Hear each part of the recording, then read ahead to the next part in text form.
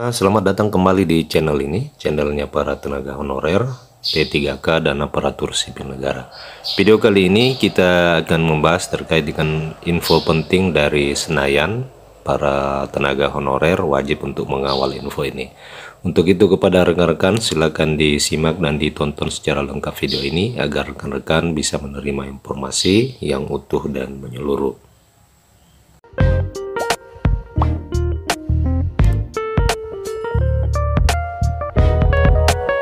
Rekan-rekan sekalian, Wakil Ketua DPR RI Lodewijk Fredrik Paulus menyebut setidaknya ada 12 masalah penting yang akan menjadi perhatian DPR RI pada masa sidang keempat tahun sidang 2022-2023. Salah satunya adalah terkait dengan nasib tenaga honorer. Rekan-rekan sekalian, sebanyak 12 masalah tersebut termasuk diantaranya adalah penataan pegawai non-aparatur sipil negara atau tenaga honorer akan dicermati oleh anggota dan alat kelengkapan Dewan DPR RI. Nah, rekan-rekan sekalian, diketahui bersama bahwa saat ini di Dewan Perwakilan Rakyat Republik Indonesia terdapat rancangan undang-undang perubahan undang-undang aparatur sipil negara, di mana salah satu poin penting dari rancangan undang-undang perubahan undang-undang aparatur sipil negara tersebut mengatur terkait dengan nasib dan penataan tenaga honorer. Di pasal 131A rancangan undang-undang ini mewajibkan untuk pengangkatan tenaga honorer menjadi pegawai negeri sipil. Nah, dari apa yang disampaikan oleh Wakil Ketua DPR RI bahwa penataan tenaga honorer ini menjadi salah satu permasalahan penting yang menjadi perhatian di DPR RI. Lodewijk menyebut 12 masalah itu sesuai dengan dinamika yang terjadi di masyarakat, yakni yang pertama terkait dengan kejadian luar biasa masalah keracunan makanan, kemudian yang kedua kasus kekerasan anak, yang ketiga adalah permasalahan finalisasi penataan tenaga kerja non-ASN dan tenaga honorer. Jadi di poin ketiga ini disebutkan bahwa penataan tenaga honorer itu menjadi prioritas ketiga di dalam pembahasan pada masa persidangan keempat di tahun 2023 ini. Semoga saja dengan masuknya permasalahan tenaga honorer di prioritas ketiga ini membuat pembahasan rancangan undang-undang perubahan undang-undang aparatur sipil negara itu dapat dikebut dan segera disahkan dan ditetapkan untuk menjadi undang-undang.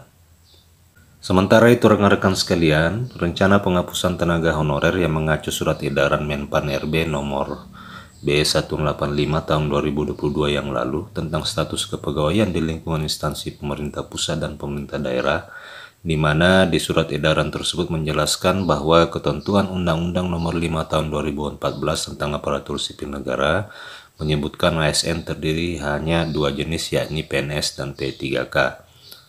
Sebelumnya Menpan RB Aswar Anas juga sudah menjelaskan bahwa kebijakan penghapusan tenaga honorer ini besar kemungkinan akan dibatalkan, akan tetapi pernyataan itu hanya sekedar pernyataan lisan.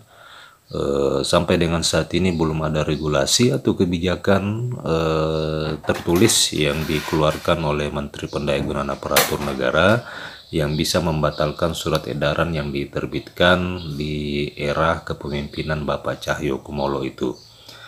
Aswar juga menjelaskan akan mencari solusi jalan tengah yang berusaha agar tidak ada penghapusan dan pemberhentian tenaga honorer.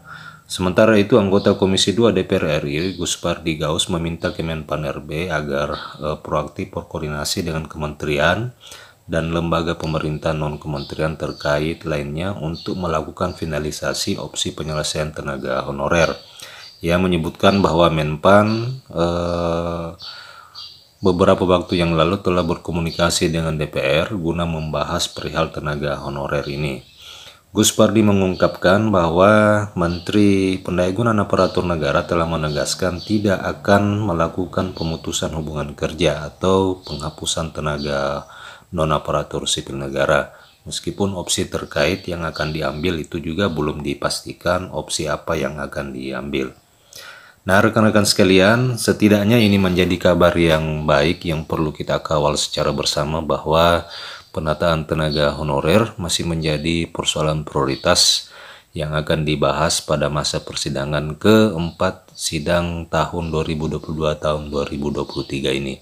Semoga saja masa persidangan ini bisa menyelesaikan dan menerbitkan satu regulasi penting yang bisa menata dan memberikan kepastian hukum kepada tenaga honorer.